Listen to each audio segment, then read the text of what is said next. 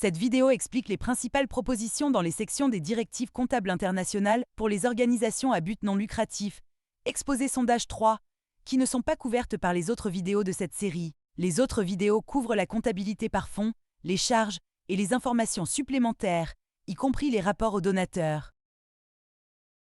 L'INPAG utilise la norme comptable IFRS pour les PME comme cadre de référence. Les sujets prioritaires ont été examinés en détail. Les sections restantes doivent être examinées en vue de modifications consécutives pour les aligner sur d'autres sections. Pour être clair, ces sections n'ont pas été examinées en détail. L'exposé sondage 3, ou ES3 en abrégé, introduit un certain nombre de sections. Ces sections sont les suivantes.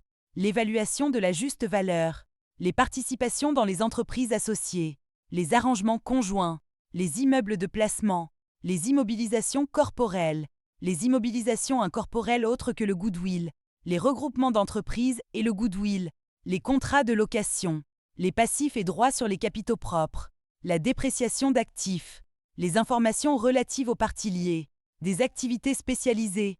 Le S3 comprend également des directives importantes concernant la transition aux INPAG. Nous partageons également des mises à jour des sections publiées précédemment, lorsque des modifications ont été apportées pour tenir compte des commentaires sur le S1 et des décisions prises au cours de l'élaboration de l'ES3. Le S3 comprend également un projet de directive supplémentaire récemment publié par le Conseil des normes comptables internationales.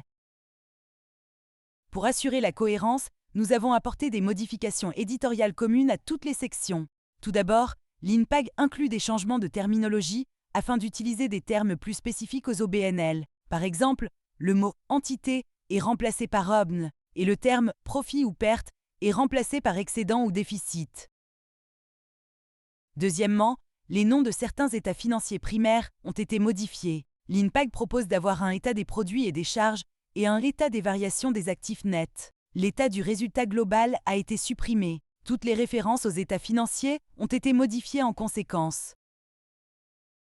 Troisièmement, il y a quelques changements consécutifs résultant des modifications apportées à d'autres sections. Ces modifications éditoriales assurent l'alignement à travers l'INPAG et la cohérence avec les propositions de l'exposé sondage 1 et de l'exposé sondage 2. Les sujets de l'ES3 ont été répartis en groupes pour les besoins de cette vidéo. Il s'agit tout d'abord des sujets liés à l'évaluation de la juste valeur et à la dépréciation. Deuxièmement, les sujets liés aux capitaux propres. Et troisièmement, les sujets liés à d'autres entités dans lesquelles une OBNL a des intérêts. Les autres sujets de l'ES3 sont ensuite abordés avant la dernière section sur les directives pour les OBNL en transition aux INPAG. Le premier groupe de sections concerne l'utilisation de l'évaluation à la juste valeur et la dépréciation. Ce groupe comprend la section 12 sur l'évaluation de la juste valeur, la section 16 sur les immeubles de placement, la section 17 sur les immobilisations corporelles, la section 18 sur les immobilisations incorporelles autres que le goodwill et la section 27 sur la dépréciation d'actifs. La section 12 fournit des directives sur la manière d'évaluer les actifs et les passifs en utilisant la juste valeur.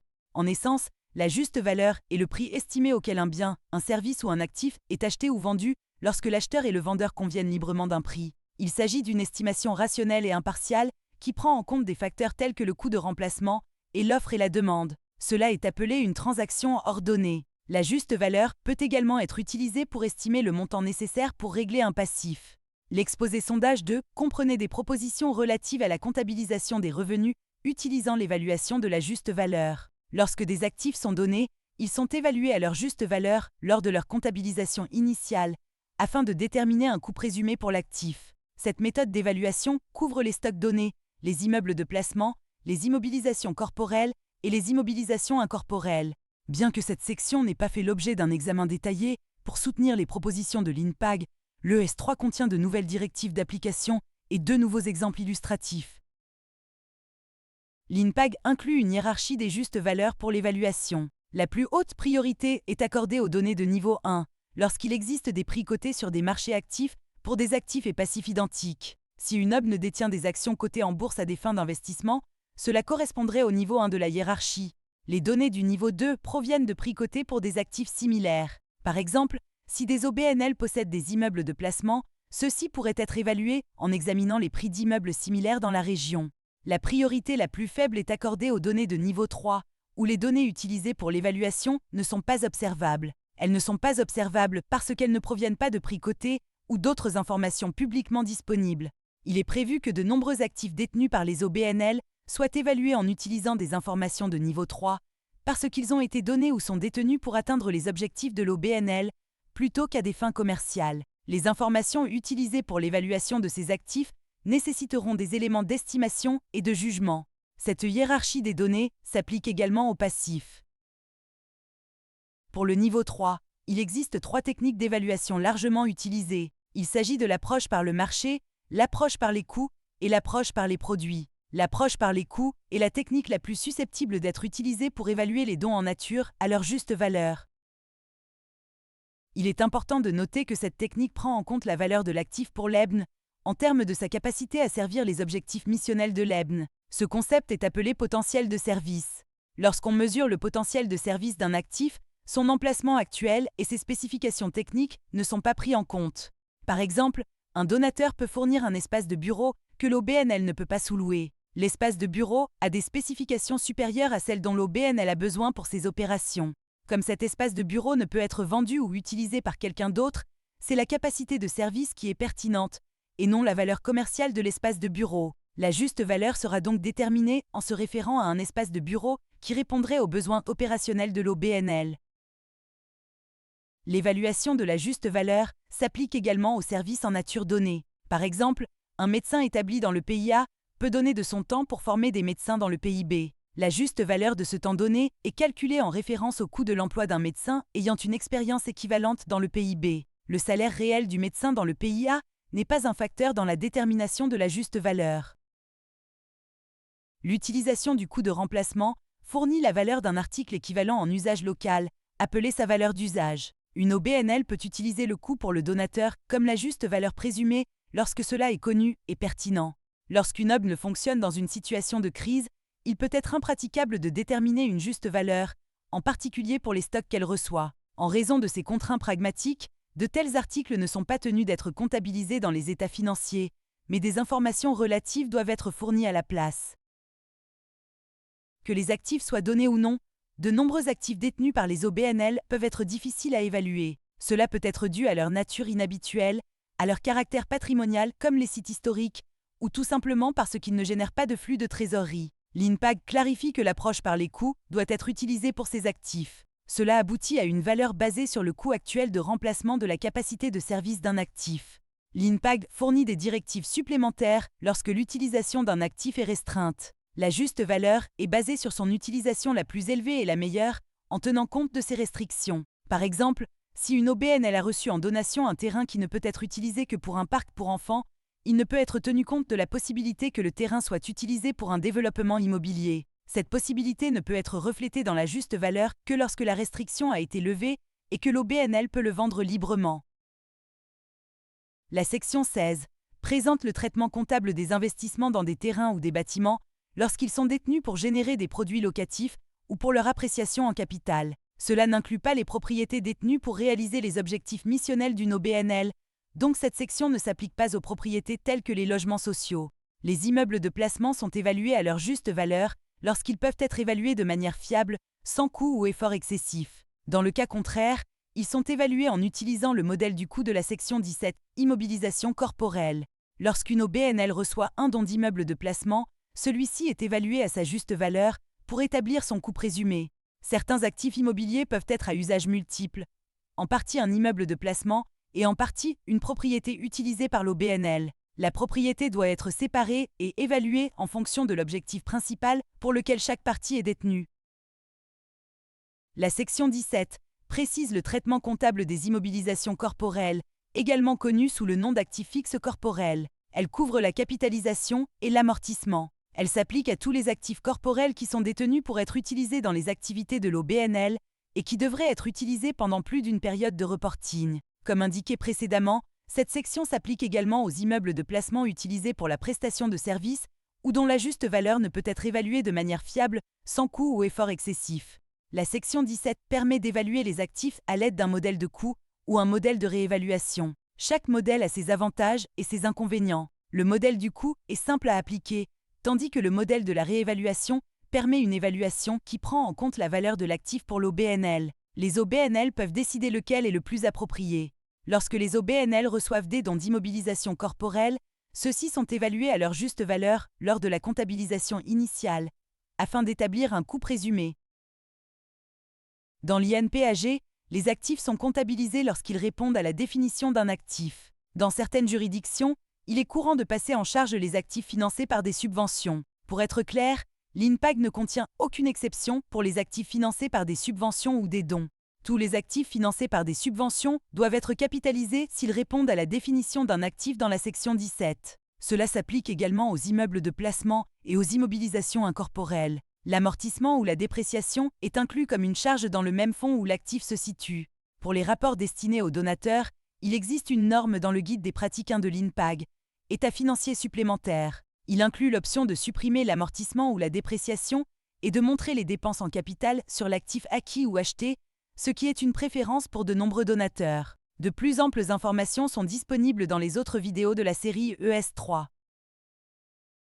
La section 18 précise le traitement comptable de toutes les immobilisations incorporelles autres que le goodwill. Une immobilisation incorporelle est un actif non monétaire identifiable qui n'a pas de substance physique, par exemple des licences ou des logiciels. Les OBNL peuvent recevoir des actifs incorporels donnés, par exemple des droits de redevance d'un livre. L'INPAG exige que les immobilisations incorporelles données soient évaluées à leur juste valeur lors de leur comptabilisation initiale. Cela permet d'établir un coût présumé pour l'actif donné.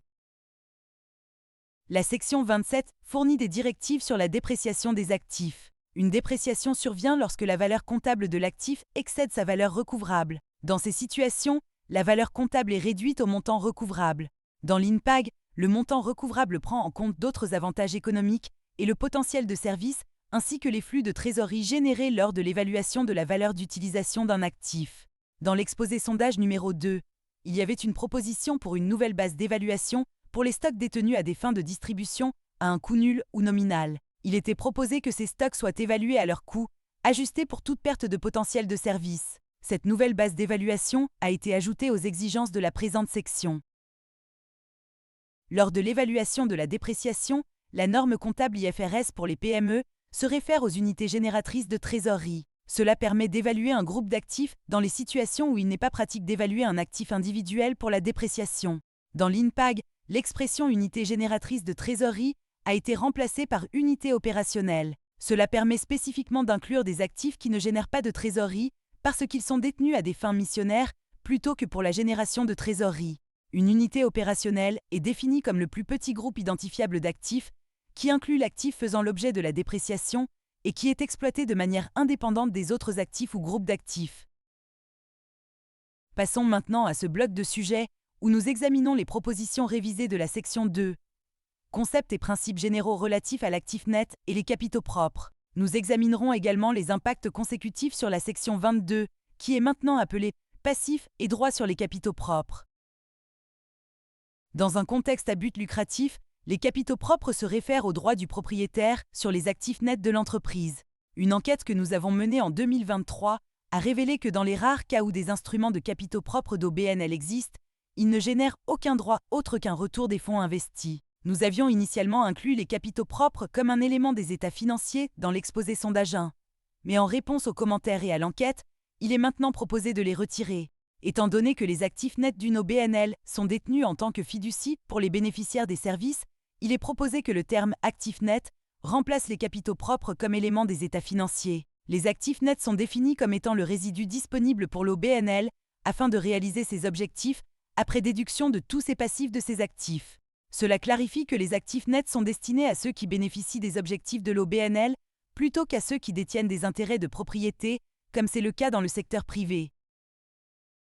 Dans les rares cas où les OBN disposent d'une forme de capital social ou d'un instrument similaire, INPAG parle de droits sur les capitaux propres. Ceux-ci constituent un sous-ensemble de l'actif net. Les droits sur les capitaux propres sont les intérêts financiers dans les actifs nets d'une OBNL qui sont dus aux détenteurs de ces droits. Cela signifie que les actifs nets sont là pour permettre à l'OBNL d'atteindre ses objectifs et non pour être distribués. Les droits sur les capitaux propres peuvent donner droit à des distributions ou à l'excédent des actifs sur les passifs en cas de dissolution de l'OBNL. Dans certains cas, cette participation financière peut être vendue, échangée, transférée ou rachetée.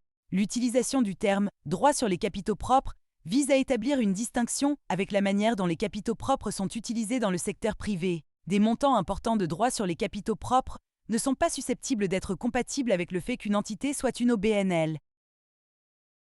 La section 22 établit les principes de classification des instruments financiers en tant que passifs ou droits sur les capitaux propres. Comme indiqué, le terme capitaux propres n'est pas utilisé dans l'INPAG et la section 22 a été modifiée pour refléter l'utilisation de droits sur les capitaux propres à la place. Elle comprend également des clarifications importantes. Lorsqu'une OBNL émet des parts sociales qui ne donnent aucun droit sur les actifs nets de l'OBNL, celles-ci ne sont pas des droits sur les capitaux propres et doivent plutôt être traitées comme des passifs.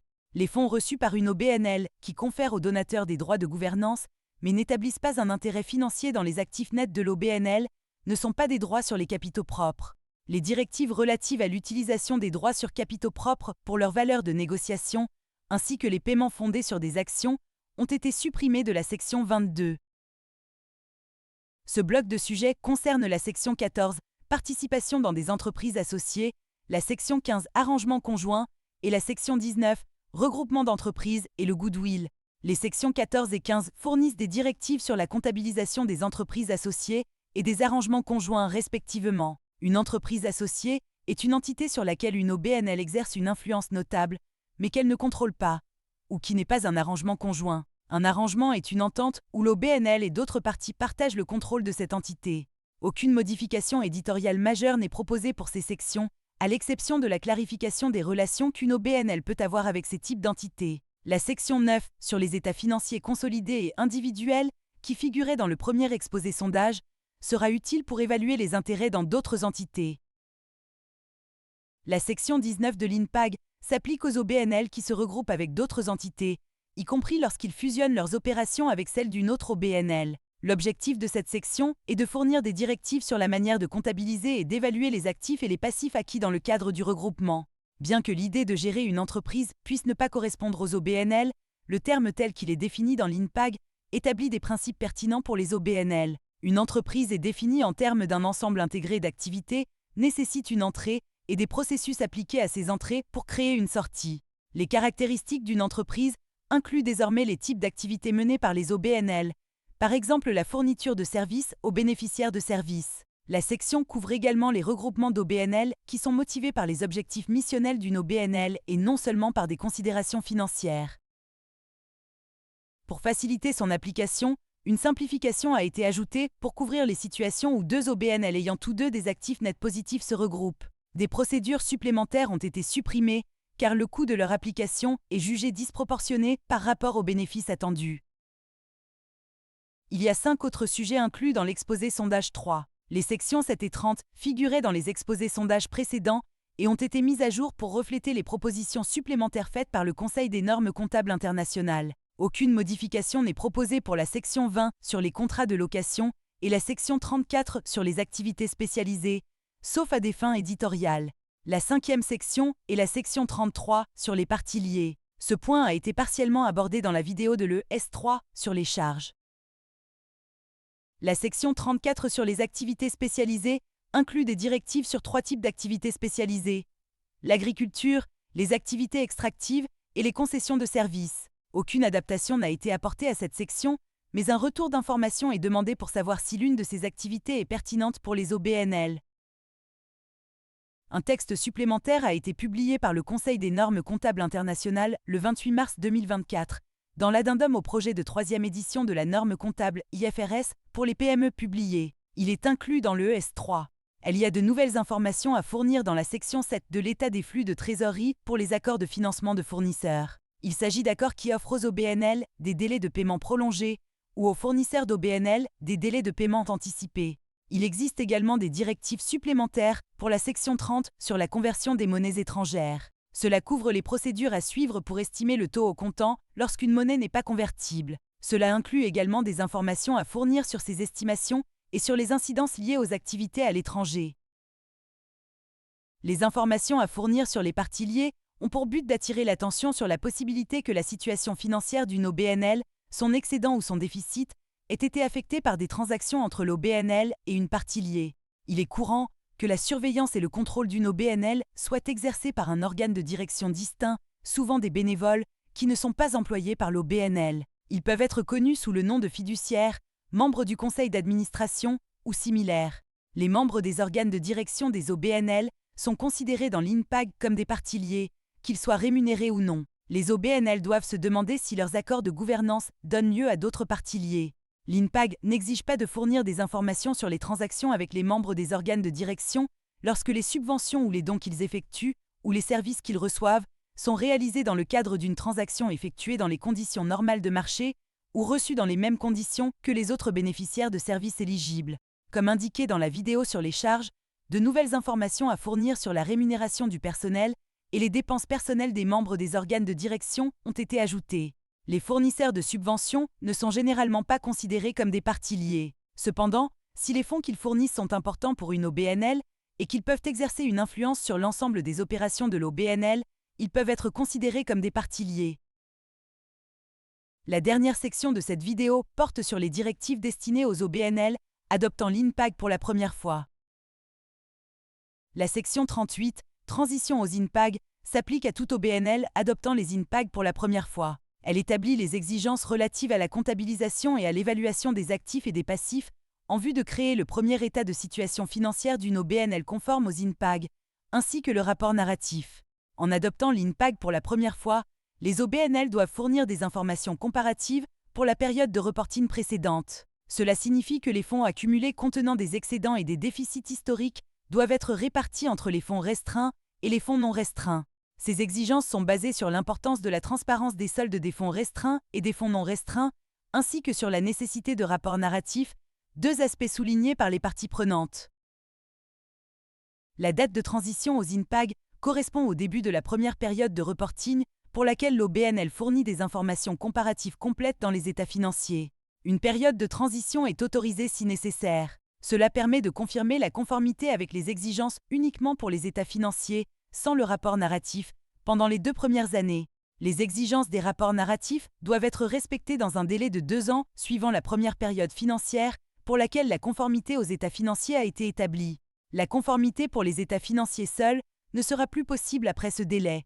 La section 38 permet également aux OBNL qui ne sont pas encore en mesure d'exprimer leur conformité avec l'INPAG d'expliquer s'ils ont adopté certaines parties de l'INPAG et leur plan pour atteindre une conformité totale avec l'INPAG.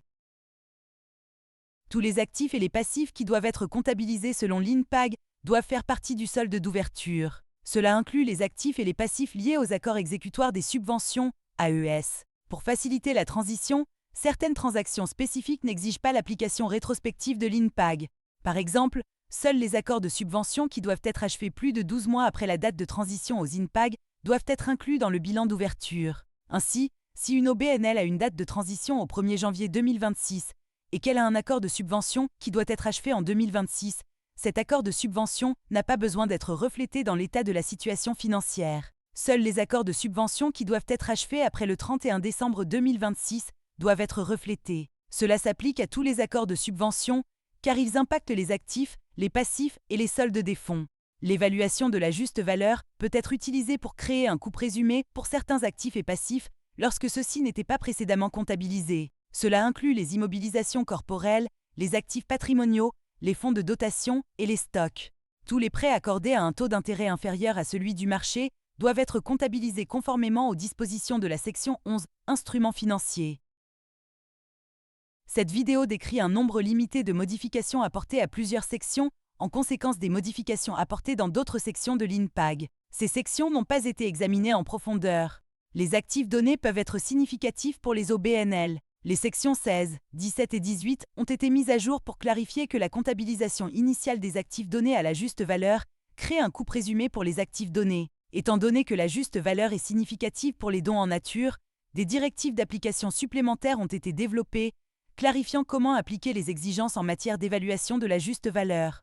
Le terme capitaux propres a été supprimé en tant qu'élément des états financiers et remplacé par actifs nets. Le terme droit sur les capitaux propres a été ajouté pour décrire les instruments de capitaux propres. Des modifications ont été apportées à la section sur les regroupements d'entreprises pour clarifier comment ces exigences s'appliquent aux OBNL. Enfin, les exigences pour toute OBNL en transition vers l'INPAG sont décrites. Cela inclut une période de transition pour permettre l'adoption des exigences des rapports narratifs, ainsi que des clarifications sur la façon dont les exigences s'appliquent aux transactions spécifiques aux OBNL. Nous attendons avec impatience vos commentaires sur ces propositions. Pour répondre, visitez le site www.1fr4npo.org/aviursay. L'invitation à commenter comprend des questions sur des domaines particuliers pour lesquels nous aimerions avoir un retour d'information, mais les commentaires sont les bienvenus sur tous les aspects des propositions. Téléchargez un modèle de document de réponse et téléchargez votre réponse complétée ou votre lettre de commentaire. Les réponses doivent être rédigées en anglais. La date limite est le 16 septembre 2024.